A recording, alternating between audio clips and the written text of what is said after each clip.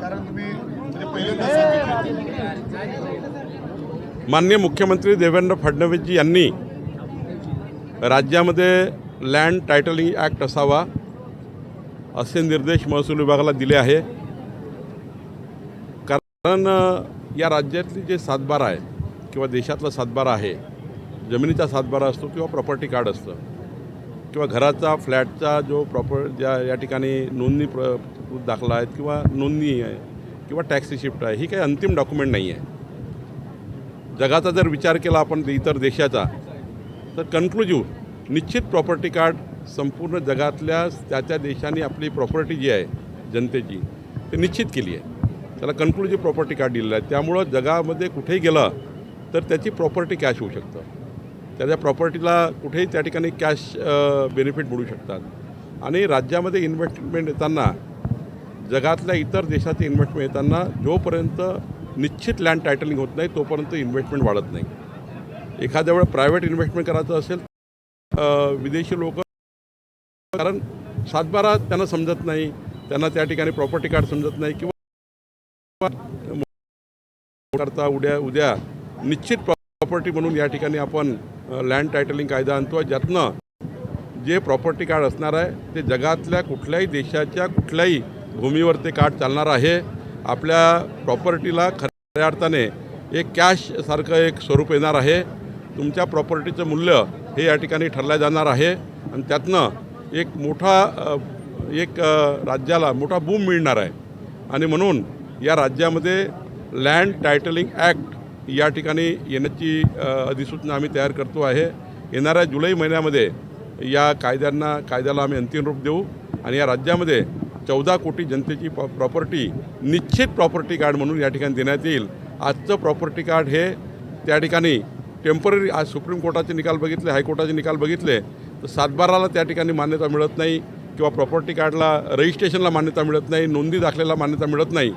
पण कन्क्लुजन तर देशातल्या कुठल्याही कोर्टामध्ये कुठल्याही सिस्टीममध्ये याच प्रॉपर्टी कार्डला महत्त्व राहणार आहे।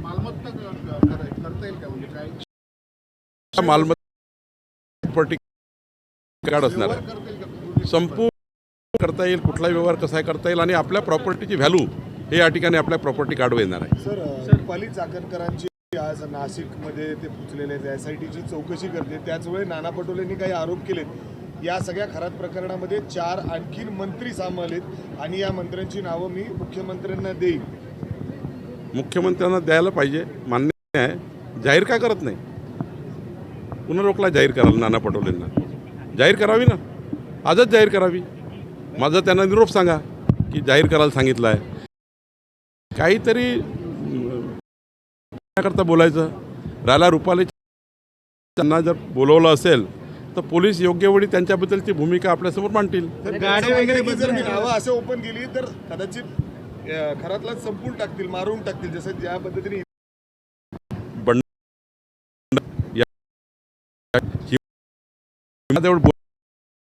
पूर्ण बोलू नये, पत्र पाठवून तिने अपूर्ण बोलून त्याला पत्र वगैरे नाही। माझा निरोप करू नका, खरात पोलिसांच्या कस्टडीमध्ये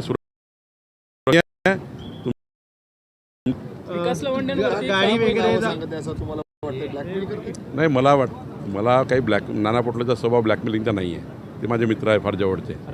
आमच्या विदर्भवाल्यावर असं म्हणू नका, ते अत्यंत सुशिक्षित चांगले राजकारणी आहे। पण आता दिवसभर बातमीकडे 4 मंत्री, मी असं म्हणतो की उद्या एक बातमी मोठी करा पुन्हा नाना पटोलेंनी, सांगा 4 मंत्री कोण आहे, असं माझं मत आहे। गाडी वगैरे शाईफेक झाली तर त्याचं भाजपकडून समर्थन होतंय असा आरोप खरं तर विकास लवांडेंकडून केला जातोय। नाही, मला असं वाटतं की याच्यामध्ये मी फार पडणार नाही, मला ते बघावं लागेल त्याच्यामध्ये किती सत्यता आहे। मी आता काल 1000 किलोमीटरचा प्रवास होतो म्हणून बघितलं नाही, मी बघून बोलेल। निदा खानचं आज स्पॉट व्हिजिट झाली, नाही, निदा खानच्याबद्दलची संपूर्ण माहिती पोलिसांनी दिली, माननीय मुख्यमंत्र्यांनी त्यांच्याबद्दल सांगितलेलं आहे आणि पोलीस त्यांच्याबद्दलची योग्य भूमिका प्रेसमध्ये मांडणार आहे। सेतूमध्ये संप चालू होते, आता प्रवेश प्रक्रिया चालू आहे, दाखले मिळण्यात अडचणी आहेत। सेतूमध्ये एक थोडा बदला, जे IT सिस्टीममध्ये थोडा एक बिघाड निर्माण झाला होता, मी IT मिनिस्टर आशिष शेलारशी बोललो आहे, चीफ सेक्रेटरीशी बोललो, त्याचे जे ACS आहे सचिव आहेत त्यांच्याशी बोललेलो आहे. मला वाटतं 1-2 दिवसात दुरुस्त होईल. नाही दुरुस्त होईल पण त्याची कालमर्यादा पुन्हा काय वाढणार आहे कसं? नाही, त्याची वाढवून देऊ ना. जर असं वाटलं की विद्यार्थ्याचा त्रास होतो आहे, त्यांना वेळ वाढवून पाहिजे, तर वेळ वाढून देण्याचा अधिकार मला आहे, मी वाढून देईन. नाही अनेक विद्यार्थ्यांची कंप्लेंट आहे की नाही, जर वेळ वाढून मागितला तर सरकार वेळ वाढून देईल. नागरिकांनाही जर वाटलं तर वेळ वाढून देईल.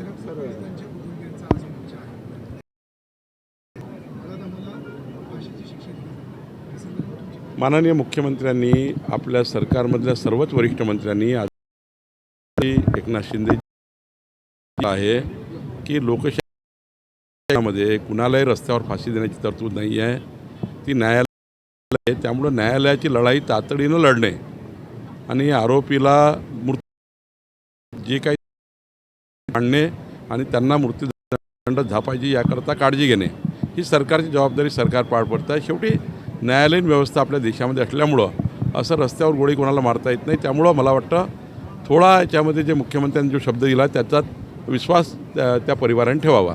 आमदार विश्वजित कदमांचं प्रेम भाजपच्या मंत्र्यांवर, आमदारांवर आणि तुमच्यावर या भाषणानंतर दिसून आलं.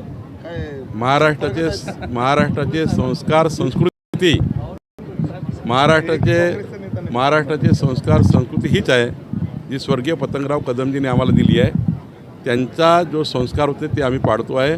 विश्वजितजी पाळतो, आम्ही सर्व पाळतो आणि या राज्यामध्ये व्यक्तिमत्व संस्कार आपल्याला दिले आहे. या कार्यक्रमात स्वर्गीय पतंगराव कदमजींनी केलेल्या कार्याचा एक उच्चांक जो गाठला गेला आहे 62व्या वर्धापन दिनादिवशी, तो उच्चांक